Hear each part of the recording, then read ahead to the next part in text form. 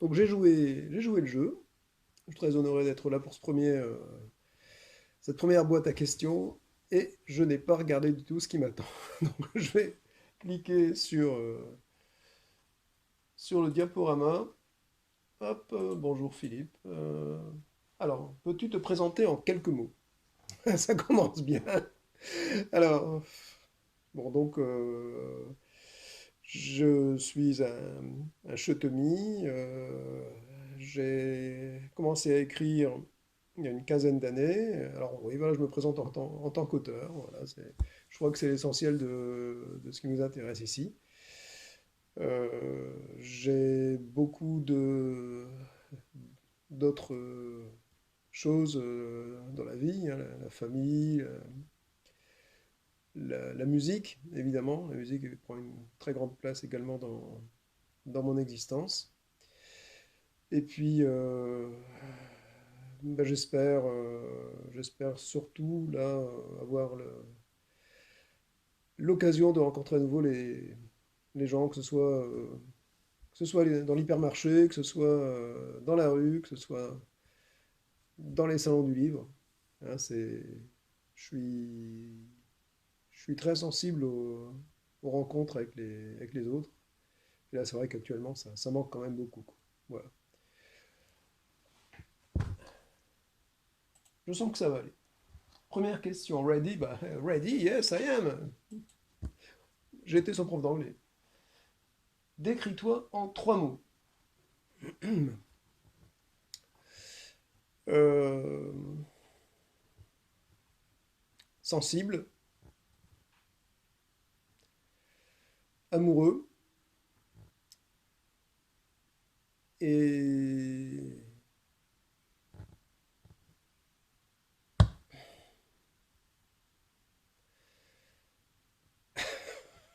Elle me piège la marine quand même, hein.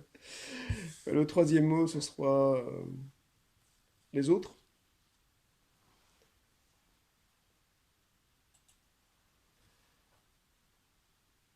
Qu'est-ce qui te fait rire? Yes. Je me fais rire, quelquefois. Euh, les humoristes ne me font pas rire en général. On pourrait commencer par ça. Qu'est-ce qui me fait pas rire? Il n'y a que Danny Boone qui me fait un peu rire avec les blagues en ch'ti, etc. Et encore, à un moment donné, je suis un peu plus ému que ça. Euh, Ce qui me fait rire, bah, c'est les blagues des gens, les blagues des copains. Ouais. Quand je fais cours aussi avec mes élèves, ça me fait rire quelquefois leur réaction. Non pas pour me moquer, hein, mais parce qu'on est bien entre nous et je crois que pour pouvoir rire, il faut être bien avec les gens avec qui on se trouve. Voilà. Rire des mésaventures de quelqu'un qui tomberait dans la rue devant moi, qui serait ridicule, ne me ferait pas rire, je crois. Voilà, enfin, j'en suis sûr, ça m'est déjà arrivé.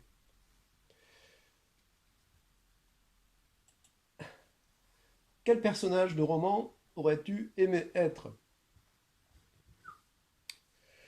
euh, Je sais pas trop. Il y a des personnages que j'aime beaucoup dans les romans. J'aime bien Fabrice Del Dongo, par exemple, dans la Chartreuse de Parme.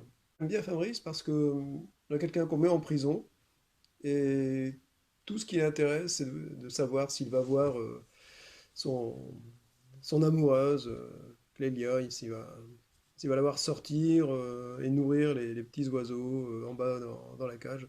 Je trouve que ce passage est vraiment extraordinairement romantique et c'est quelque chose que j'aime bien. Voilà, c'est un héros sympathique. Il y en a d'autres, hein, mais c'est difficile de se mettre dans la peau d'un héros quand on n'en est pas un.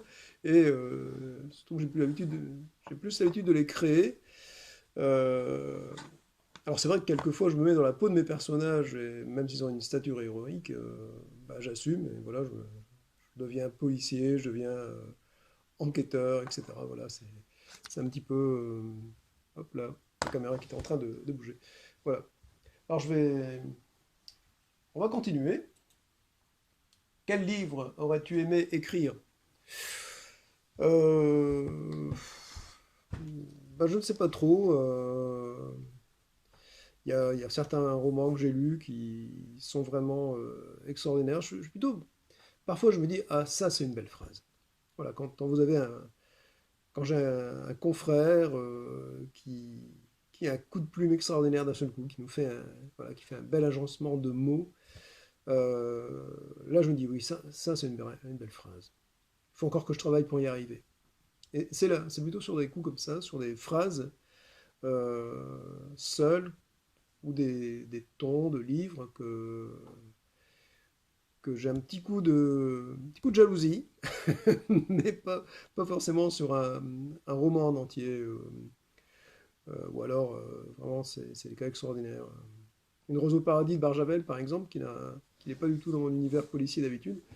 Je trouve que c'est un petit roman rapide, qui est plein de fantaisie. Et c'est vrai que quand on voit des auteurs atteindre un tel niveau de perfection, on est un peu admiratif. C'est vrai qu'on se dit, voilà, peut-être j'aurais bien aimé l'écrire celui-là. Ouais, c'est vrai.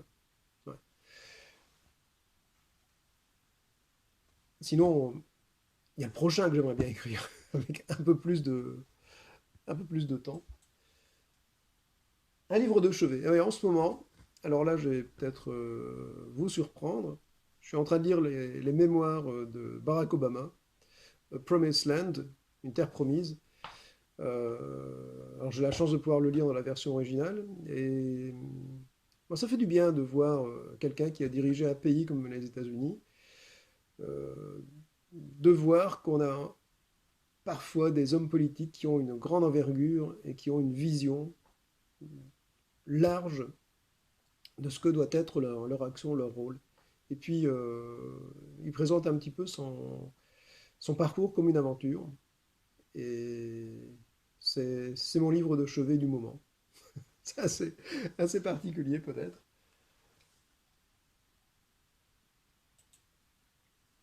Quelle chanson te remonte le moral? On peut avoir un extrait. En fait, beaucoup de chansons me remontent le moral. Et je crois que j'ai déjà dit à des lecteurs quelquefois, c'est une des raisons pour lesquelles je mets autant que faire se peut un titre de chanson, un titre de morceau dans le titre de mes romans, avec une espèce d'écho, un rappel. Donc il y a eu Septentrion Blues, Mistral Gaillan, etc. Voilà, des choses qui ont qui ont un lien avec la musique, ou alors carrément le témoin d'Abbey Road qui parle des Beatles. Le, à certains moments, oui, on a tous nos coups de blues, hein, nos coups de désespoir. Et plus d'une fois, il m'est arrivé de monter en voiture, de mettre le contact en étant au 36e dessous. Et là, miracle, vous avez un morceau qui passe. Et vous dites, ah, finalement, ouais, allez, ça va aller, la vie vaut le coup d'être vécue. Et ce morceau de musique vous monte le moral. Ça, c'est un miracle quasi quotidien. Et moi, je ne vous cacherai pas que les morceaux des Beatles ou de Paul McCartney sont parmi ceux qui m'ont sauvé la mise plus d'une fois. Hein. Yesterday, all my troubles seem so far away. There I need a place where here to stay. Oh, I believe yesterday. Quel est ton petit plaisir honteux? Alors là, j'ai pas forcément de petits plaisirs honteux. Quels sont mes petits plaisirs dans la vie? À voir après s'il y a honte ou pas. Bon, à part l'écriture et mon travail de prof, j'aime bien faire du vélo. Y a rien, je vois pas trop pourquoi je devrais avoir honte de faire du vélo. Faire un câlin à mon chat. Euh, non, partager un bon verre de vin avec mes amis, éventuellement. Bon, finalement, non, je suis quelqu'un d'assez moral. Hein. J'ai peu de plaisir qu'on pourrait qualifier de honteux, je pense. Voilà, on met pas les mêmes choses sur la honte. Euh, Question bonus. Ah, j'en suis presque à regretter qu'on arrive à la fin maintenant, parce que c'est quand même sympathique. Si tu étais un Beatles, tu serais... Alors, bah, évidemment, si, au vu de la carrière, si je vais être un des quatre, j'aurais préféré être McCartney, c'est sûr. Euh, Maintenant, étant donné que je n'aime pas me relire en tant qu'auteur, est-ce que j'aurais eu la même attitude en tant que musicien?